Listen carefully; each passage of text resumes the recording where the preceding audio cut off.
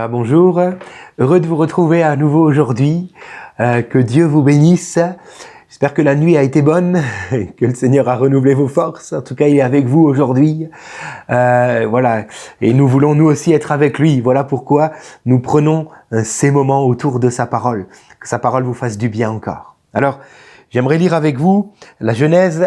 Nous revenons au chapitre 21, les versets 8 à 11, ce moment où Abraham va chasser Ismaël et Agar loin de lui. Il est écrit, Sarah, verset 8 plutôt déjà, l'enfant grandit, fut sevré. Abraham fit un grand festin le jour où Isaac fut sevré. Sarah vit rire le fils de l'égyptienne Agar.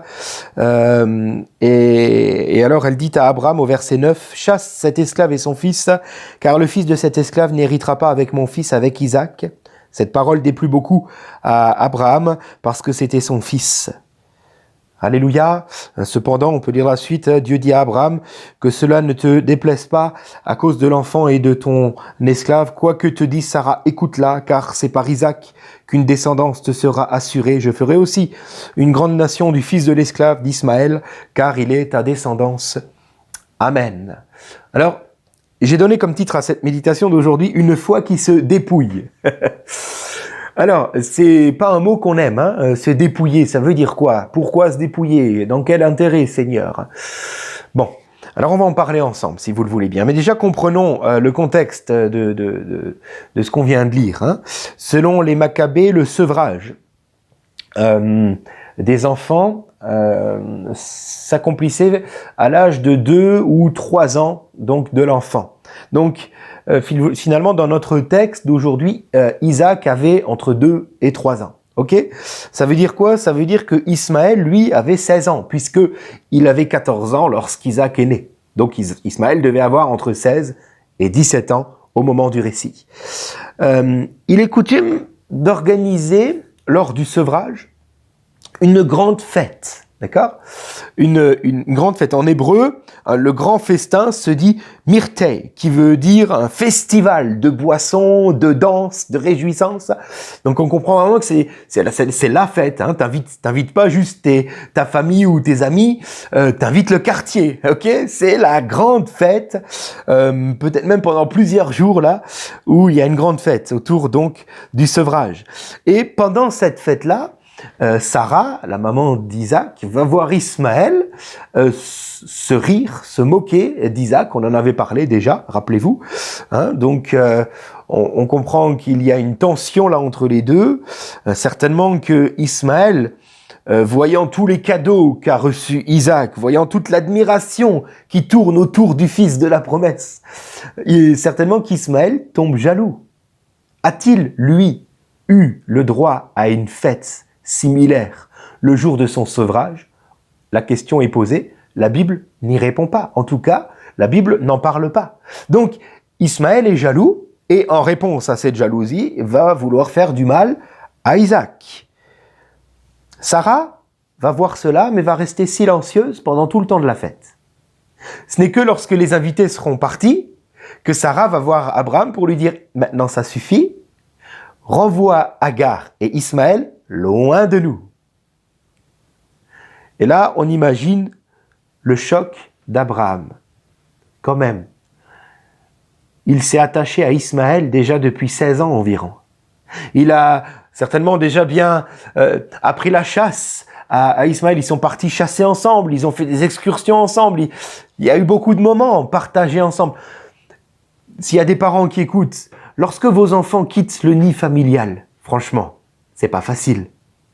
Et là, en plus, ils le font de leur plein gré. Mais Abraham a dû mettre dehors son fils. C'était un choc. Ça devait être quelque chose de terrible à vivre. Alors, pourquoi Dieu a-t-il permis que Abraham se sépare d'Ismaël et puis donc aussi de sa mère, Agar? J'aimerais qu'on se pose la question et j'ai 3 réponses à nous donner aujourd'hui. Il est chaud. Alors, premièrement, j'ai noté, parce que Abraham était toujours et encore formé par le Seigneur. Rappelez-vous, Dieu lui a dit un jour, bien des années plus tôt, quitte ta famille, quitte ta patrie. quitte l'endroit où tu vis, quitte Ur en Chaldée. Tu dois quitter encore et encore. Un peu plus tard, pendant sa marche, il va devoir quitter son neveu Lot. Tu quittes. Aujourd'hui, dans notre texte, tu quittes maintenant Agar et Ismaël, ton fils. Et bientôt, mais ça, il ne le sait pas encore à ce moment-là, tu devras quitter Isaac. On en reparlera la semaine prochaine. Retenons simplement ceci, c'est lorsque nous choisissons de suivre le Seigneur pourrait bien, au cours de notre route, même si des années séparent ces moments-là, mais le Seigneur pourrait bien à plusieurs reprises nous dire « Maintenant quitte, es-tu prêt à quitter pour continuer de suivre la volonté de Dieu ?» C'est la question que le Seigneur te pose aujourd'hui. Es-tu prêt à quitter ta maison, ta famille, peut-être tes enfants? Je pense aux missionnaires qui si souvent doivent quitter les leurs.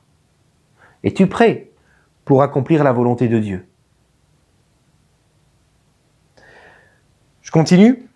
Deuxième raison pour laquelle Dieu permet que Abraham doive se séparer d'Ismaël, c'est parce que le Seigneur voulait protéger la famille d'Abraham. Dieu savait que si Ismaël continuait de voir Isaac être béni, avoir un regard favorable sur sa vie, avoir l'admiration des siens, de son père, Abraham, Dieu savait que Ismaël serait certainement de plus en plus tourmenté par la jalousie et que cela aurait pu empirer jusqu'à des actes horribles. Il est écrit dans Cantique des Cantiques, chapitre 8, verset 6, « La jalousie est dure comme le séjour des morts. » Par exemple, bien plus loin dans le livre de la Genèse, nous retrouvons les frères de Joseph, jaloux de Joseph, et qui vont prendre Joseph et le vendre en esclave, et aussi faire croire à leur père que finalement il a été tué par un animal sauvage. Tout cela par jalousie. Et Dieu voulait préserver la famille d'Abraham et en particulier le fils de la promesse. Dieu voulait le préserver de tout cela, de tous ces maux qui pourraient venir si Ismaël était resté. Alors j'aimerais vous dire, si souvent nous ne comprenons pas pourquoi Dieu nous demande de quitter telle chose, tel poste, telle situation, telle personne peut-être même.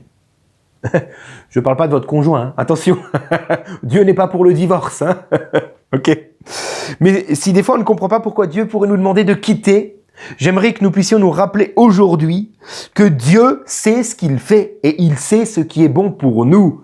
Nous sommes tellement limités. Dieu voit au-delà. Et il sait ce qui est bon pour nous. Rappelez-vous, Romains 8, 28, car toute chose concourt au bien de ceux qui aiment Dieu. Ne doutons pas. Et accueillons favorablement toute proposition divine de quitter. Et puis, troisième réponse, pourquoi Dieu permet que Abraham doive quitter Ismaël? Car il y a un message pour nous aujourd'hui. Revenons à cette allégorie de Galates 4 dont nous avions parlé hier, rappelez-vous. Ismaël représente l'ancienne vie, de vouloir mériter l'approbation de Dieu, n'est-ce pas? Cette vie qui s'arrête à « il faut faire, il ne faut pas faire ». Ok. Nous comprenons que nous avons tous grandi avec Ismaël dans nos cœurs, que nous avons ainsi faisant appris à l'aimer, à le chérir, à l'entourer, à prendre soin de lui aussi. On l'a appris à chasser, on a fait plusieurs sorties ensemble, hein, et on a finalement développé certaines habitudes avec notre Ismaël à nous. On a développé une vie de péché, on a développé des réflexes qui devraient normalement susciter la faveur de Dieu. Comprenez ce que je veux dire? Mais Dieu nous demande de nous dépouiller d'Ismaël. Dieu nous demande de nous séparer et cela ne se fera pas sans pleurs. Une fois qu'Isaac, le fils de la promesse, naît dans un cœur, c'est-à-dire, on est dans l'allégorie là, une fois que nous accueillons favorablement le fils de la promesse, Jésus-Christ, une fois qu'Isaac est né dans la famille d'Abraham, le processus de sanctification devrait nous faire nous débarrasser d'Ismaël au bout de 2 ou 3 ans maximum. Alors je ne sais pas vous, mais moi je suis un peu en retard. Et toi? Où en es-tu dans le fait de quitter Ismaël de ton cœur? Termine par la prière. Seigneur, merci de nous faire grâce. Merci pour ta grâce. Merci de nous rappeler aujourd'hui que la foi véritable accepte le dépouillement divin, car c'est pour son bien, car c'est pour la bénédiction divine. Je prie donc que tu montres à chacun qui écoute maintenant ce que tu attends de lui aujourd'hui. Lorsque nous acceptons de quitter, c'est pour mieux retrouver. Peut-être différemment, peut-être autrement, mais nous retrouvons la bénédiction de Dieu, car c'est à cet endroit précisément que tu nous attends. Fais-nous grâce que ton Saint-Esprit nous montre maintenant ce que tu nous appelles à quitter. Que ton nom soit glorifié et que notre foi soit consacrée. Amen. Voilà, je vous dis encore une fois à demain et que Dieu vous bénisse. Très bonne journée. Je te donne mon cœur, il ne m'appartient plus. Ce que j'ai de meilleur, tout est pour toi, Jésus. Un parfum de valeur sur toi est répandu. C'est l'offrande de mon cœur. Tout est pour toi, Jésus.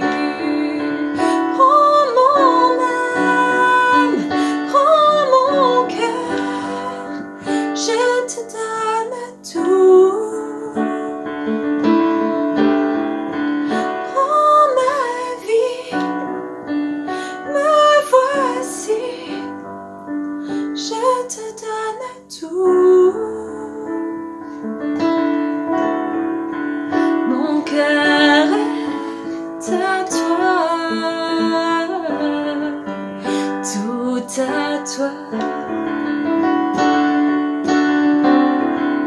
Mon cœur est à toi, mon Dieu.